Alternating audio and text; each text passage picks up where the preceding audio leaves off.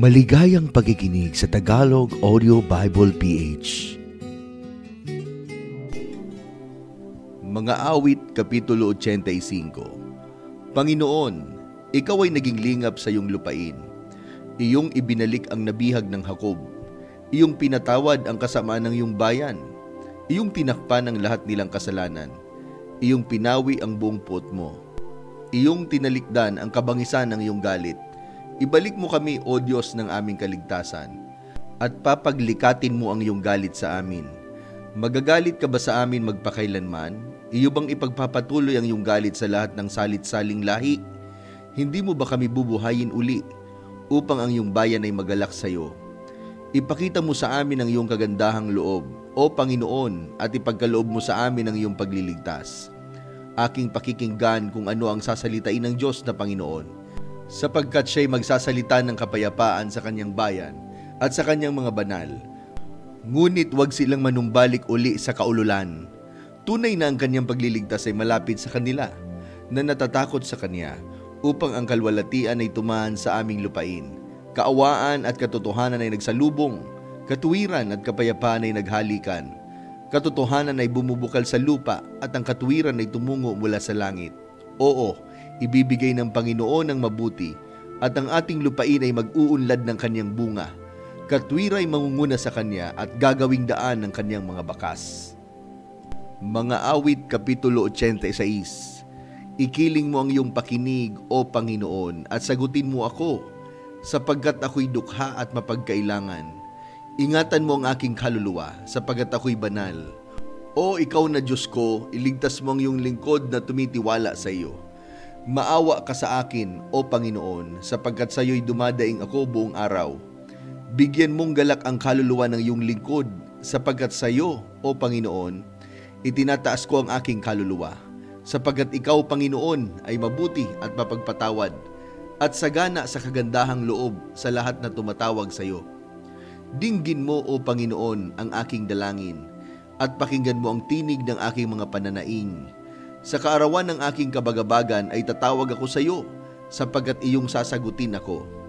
Walang gaya mo sa gitna ng mga Diyos, O Panginoon. Wala mang mga gawang gaya ng iyong mga gawa. Lahat ng mga bansa na iyong nilalang ay magsisiparito at magsisisamba sa harap mo, O Panginoon, at kanilang luluwalhatiin ang iyong pangalan, sapagkat ikaw ay dakila at gumagawa ng kagilagilalas na mga bagay. Ikaw na mag-isa ang Diyos. Ituro mo sa akin ang iyong daan, O Panginoon, lalakad ako sa iyong katotohanan. Ilakip mo ang aking puso sa pagkatakot sa iyong pangalan. Pupurihin kita, O Panginoon kong Diyos ng aking buong puso, at luluwalhatiin ko ang iyong pangalan magpakailanman. Sapagkat dakila ang iyong kagandahang loob sa akin, at iyong iniligtas ang aking kaluluwa sa pinakamalalim na Sheol. O Diyos, ang palalo ay bumangon laban sa akin, at ang kapisanan ng mga marahas na tao ay umusig ng aking kaluluwa, at hindi inilagay ka sa harap nila. Ngunit ikaw, O Panginoon, ay Diyos na puspos ng kahabagan at mapagbiyaya, banayad sa pagkagalit at sagana sa kagandahang loob at katotohanan.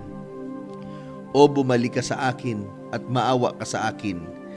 Ibigay mo ang lakas mo sa iyong lingkod at iligtas mo ang anak ng iyong lingkod na babae. Pagpakitaan mo ako ng tanda sa ikabubuti upang makita nilang nagtatanim sa akin at mapahiya, sapagkat ikaw, Panginoon, ay tumulong sa akin at umaliw sa akin. Mga Awit, Kapitulo 87. Ang kaniyang patibayan ay nasa mga banal na bundok. Minahal ng Panginoon ang mga pintuang bayan ng Sion, nang higit kaysa lahat ng tahanan ng Jacob. Maluwalhating mga bagay ang sinalita tungkol sa iyo, O bayan ng Diyos. Aking babanggitin ang Rahab at ang Babilonya na kasama ng mga nakakakilala sa akin. Narito ang Filistia at ang Tiro, pati ng Ethiopia. Ang isang ito'y pinanganak diyan.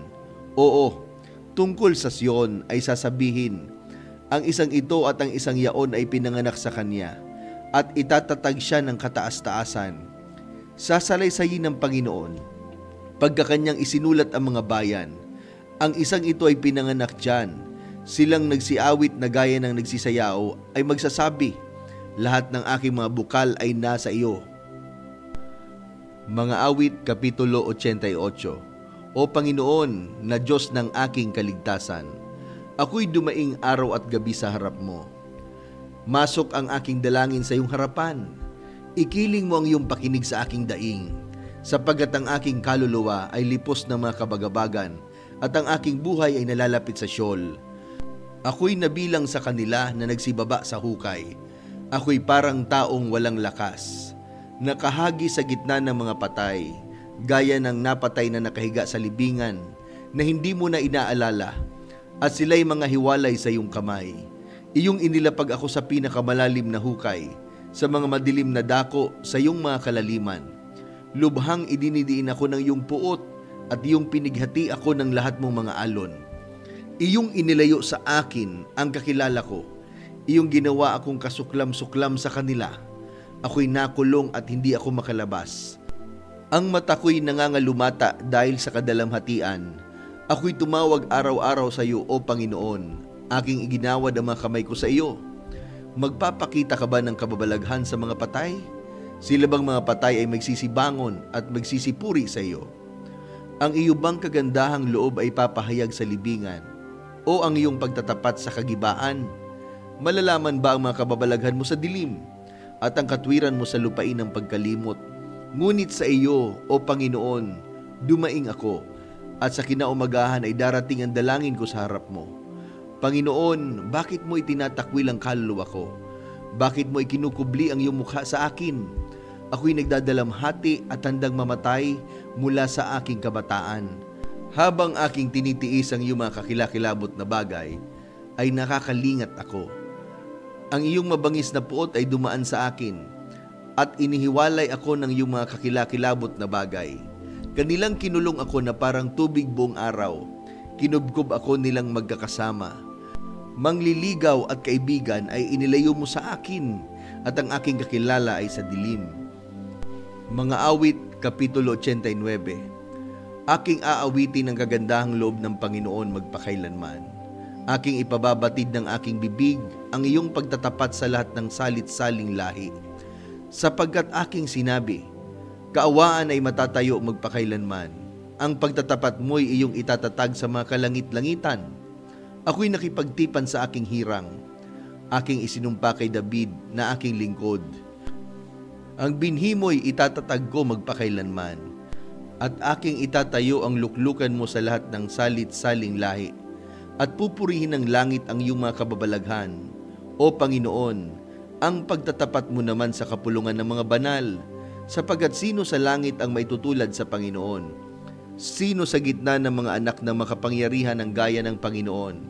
Isang Diyos na kakilakilabot sa kapulungan ng mga banal, at kinatatakutan ng higit sa lahat ng nasa palibot niya. O Panginoong Diyos ng mga hukbo, sino ang makapangyarihang gaya mo? O Yahweh, at ang pagtatapat mo'y nasa palibot mo. Iyong pinagpupunuan ang kapalaluan sa dagat. Pagka nagsisibangon ng mga alon niyaon ay pinatatahimik mo. Iyong pinagwaray-waray ang Rahab na parang napatay. Iyong pinangalat ang iyong mga kaaway ng bisig ng iyong kalakasan. Ang langit ay iyo at ang lupa ay iyo rin. Ang sanlibutan at ang buong narito ay iyong itinatag.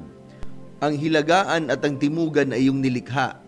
Ang Tabor at ang Hermon ay nagagalak sa iyong pangalan. Ikaw ay may makapangyarihang bisig. Malakas ang iyong kamay at mataas ang iyong kanang kamay. Katwiran at kahatulan ay patibayan ng iyong luklukan. Kagandahang loob at katotohanan ay nagpapauna sa iyong mukha. Mapalad ang bayan na nakakaalam ng masayang tunog. Sila'y nagsisilakad, O Panginoon, sa liwanag ng iyong mukha. Sa iyong pangalan ay nagagalak sila buong araw, at sa iyong katwiran ay nagtataas sila. Sapagat ikaw ang kalwalatian ng kanilang kalakasan, at sa iyong lingap ay matataas ang aming sungay. Sapagat ang aming kalasag ay ukol sa Panginoon, at ang aming hari ay sa banal ng Israel. Nang magkagayoy nagsalita ka sa pangitain sa iyong mga banal, at iyong sinabi, aking ipinagkatiwala ang saklolo sa isang makapangyarihan. Aking itinaas ang isang hirang mula sa bayan. Aking nasumpungan si David na aking lingkod. Aking pinahiran siya ng aking banal na langis, na siyang itatatag ng aking kamay. Palakasin naman siya ng aking bisig. Hindi dadahas sa kanya ang kaaway. Nidadalamhatiin man siya ng anak ng kasamaan. At ibubuwal ko ang kanyang mga kaaway sa harap niya. At sasaktan ko ang nagtatanim sa kanya. Ngunit ang pagtatapat ko at ang kagandahang loob ko ay isa sa kanya. At sa pangalan ko ay matataas ang kanyang sungay. Akin namang ilalapag ang kanyang kamay sa dagat at ang kanyang kanan ay sa mga ilog. Siya'y dadaing sa akin. Ikaw ay Ama ko, Diyos ko, at malaking bato ng aking kaligtasan. Akin namang gagawin siyang panganay ko, na pinakamataas sa mga hari sa lupa. Ang kagandahang loob ko'y aking iingatan sa kanya magpakailanman, at ang tipan ko'y mananayong matibay sa kanya. Ang kanya namang binhi ay pananatilihin ko magpakailanman, at ang luklukan niya ay parang mga araw ng langit. Kung pabayaan ng kanyang mga anak ang kautusan ko, at hindi magsilakad sa aking mga kahatulan, kung kanilang salangsangin ang mga palatuntunan ko, at hindi ingatan ang mga utos ko, kung magkagayoy aking dadalawin ng pamalo ang kanilang mga pagsalangsang, at ng mga hampas ang kanilang kasamaan. Ngunit ang aking kagandahang loob ay hindi ko lubos na aalisin sa kanya. Ni akin mang titiisin na ang pagtatapat ko'y magkulang. Ang tipan ko'y hindi ko sisirain. Ni akin mang babaguhin ang bagay na lumabas sa aking mga labi. Minsan ay sumampa ako sa pamamagitan ng kabanalan. Hindi ako magbubulaan kay David. Ang kanyang binhi ay mananatili magpakailanman, at ang kanyang luklukan ay parang araw sa harap ko. Matatatag magpakailanman na parang buwan, at tapat na saksi sa langit. Ngunit iyong itinakwil at tinanggihan. Ikaw ay napuot sa iyong pinahiran ng langis. Iyong kinayamutan ng tipa ng iyong lingkod. Iyong nilapastangan ng kanyang putong sa pagtatapon sa lupa. Iyong ibinuwal ang lahat niyang mga bakod. Iyong dinala sa pagkaguho ang kanyang mga katibayan.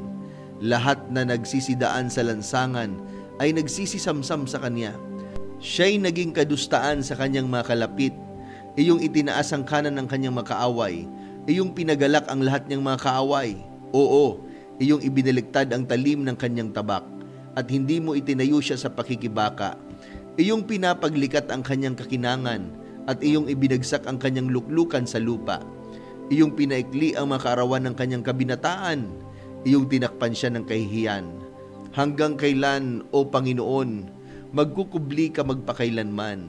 Hanggang kailan magniningas ang iyong puot na parang apoy? O, alalahanin mo kung gaano kaikli ang aking panahon. Sa anong pagkawalang kabuluhan nilalang mo ang lahat ng mga anak ng mga tao? Sinong tao ang mabubuhay at hindi makakakita ng kamatayan, na magliligtas ng kanyang kaluluwa sa kapangyarihan ng Sheol? Panginoon, saan nandoon ang iyong dating mga kagandahang loob na iyong isinumpa kay David sa iyong pagtatapat?